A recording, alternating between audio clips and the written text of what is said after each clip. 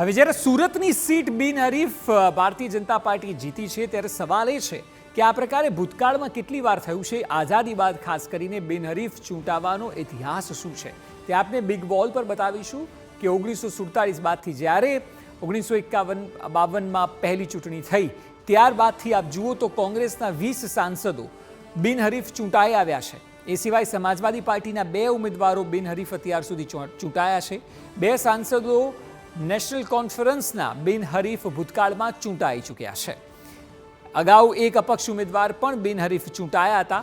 આ છેલ્લા 70 વર્ષનો ઇતિહાસ છે કે જ્યાં અલગ અલગ જગ્યાએ આ પ્રકારે ઇન્ડિપેન્ડન્ટ બિનહરીફ લોકો જીત્યા હોય।